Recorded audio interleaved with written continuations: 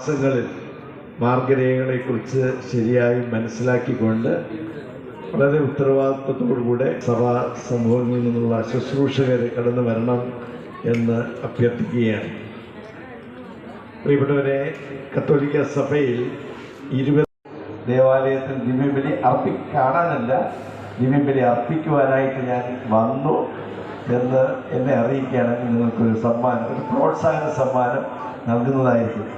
ഈ കത്തീഡ്രലിലെ എനിക്ക് തോന്നുന്നത് ബഹുഭൂരിപക്ഷം പേരും ഓഗസ്റ്റ് 15-ാം തീയതി പരിശുദ്ധ കുർബാന സ്വീകരിച്ചിട്ടുള്ളവരാണ്. ഞാനിപ്പോൾ ഇവരോട് പറഞ്ഞെങ്കിലും എല്ലാവരും ഈ പരിശുദ്ധ കുർബാനയുടെ മഹത്വം മനസ്സിലാക്കണമെന്ന് ഓർമ്മിപ്പിക്കുന്നു. ദൈവം എല്ലാവരെയും സമർത്ഥമായി അനുഗ്രഹിക്കട്ടെ. നമുക്ക് സമാപന ആശീർവാദത്തിനായിട്ട് എഴുന്നേൽക്കാം.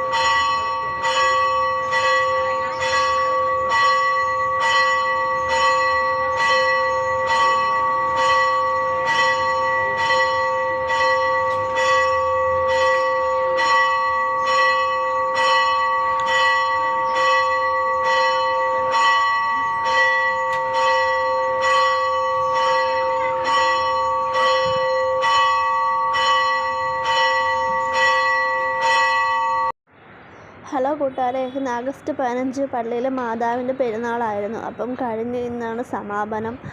ഇന്ന് കുറച്ച് പിള്ളേർ ആദ്യ കുർബാന ഉണ്ടായിരുന്നു, പുത്തൻ കുർബാന എന്നൊക്കെ പറയും. അപ്പോൾ അതും കഴിഞ്ഞ് പള്ളിയിൽ നിന്ന് പായസം ഉണ്ടായിരുന്നു, അതും കുടിച്ചിട്ട് പിന്നെ അങ്ങ് ഭയങ്കര തോരാത്ത മഴയായിരുന്നു. മഴയുണ്ടെങ്കിൽ ഇടയ്ക്ക് വെച്ച് ഇച്ചിരി നല്ല ആശ്വാസമായിരുന്നു. പക്ഷേ അങ്ങ് എല്ലാം കഴിഞ്ഞപ്പോഴത്തേക്കും നല്ല മഴയായിട്ട് പിന്നെ ഒരു രക്ഷയില്ലാണ്ട് ഞങ്ങൾ അവിടെ തന്നെ കുറച്ച് നേരം നിൽക്കുമായിരുന്നു.